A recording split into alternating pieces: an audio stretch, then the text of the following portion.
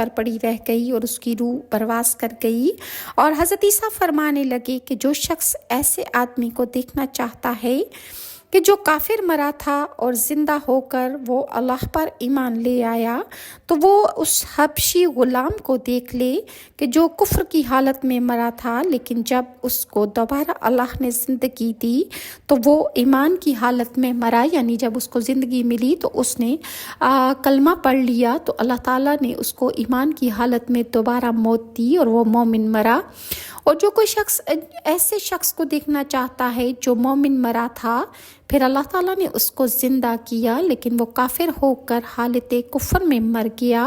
تو وہ اس عورت کو دیکھ لے کہ یہ عورت مومن تھی اور مسلمان کی حالت میں مری تھی، لیکن جب اس کو اللہ نے دوبارہ زندگی دی تو اس نے اللہ کی نعمتوں سے اور تمام حقیقتوں سے انکار کیا، تو یہ کفر کی حالت میں دوبارہ مر گئی۔ اور لہٰذا اس واقعے کو دیکھ کر اسرائیلی نے قسم کھا لی کہ اب میں کبھی کسی عورت سے نکاح نہ کروں گا، اور وہ جنگلوں اور میدانوں کی طرف نکل گیا جہاں اللہ تعالیٰ کی عبادت میں مصروف رہ کر اسے موت آ گئی۔ اللہ تعالیٰ اس پر رحم فرمائے۔ نبی اور رسول کے اقرار و انکار کا نتیجہ اس حقائق سے ظاہر ہوتا ہے اور سبق ملتا ہے کہ کامیابی اپنے نبی کی اطاعت اور محبت سے ہی مل سکتی ہے۔ چنانچہ ہمیں بھی چاہیے کہ ہر حال میں اپنے نبی کریم صلی اللہ علیہ وآلہ وسلم کی اطاعت کو سامنے رکھیں اور نبی کریم صلی اللہ علیہ وسلم کے طریقوں کو لازمی اپنائیں۔ حضرت خضر علیہ السلام کا واقعہ ہے کہ ان کو کسی نے کس طرح غلام بنا لیا اور کیسے کیسے کام کروائے، میں آج آپ کے ساتھ شیئر کرتی ہوں۔ ایک مرتبہ حضرت خضر علیہ السلام دریا کے کنارے بیٹھے تھے، اتنے میں کسی سائل نے آ کر ان سے سوال کیا کہ میں آپ سے اللہ کے واسطے سوال کرتا ہوں،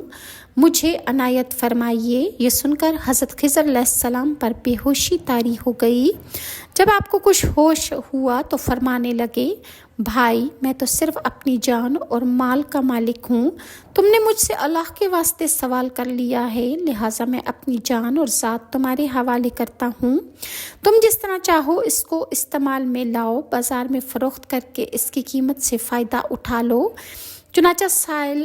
حضرت خضر علیہ السلام کو بازار میں لے گیا اور اس سائل نے ایک شخص ساہمہ بن ارکم کے ہاتھ حضرت خضر علیہ السلام کو فروخت کر دیا۔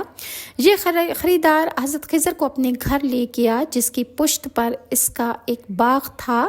چنانچہ ساہمہ نے حضرت خضر علیہ السلام کو ایک کدال دے کر کہا کہ اس سامنے والے پہاڑ جو 3 مربع میل رقبہ پہ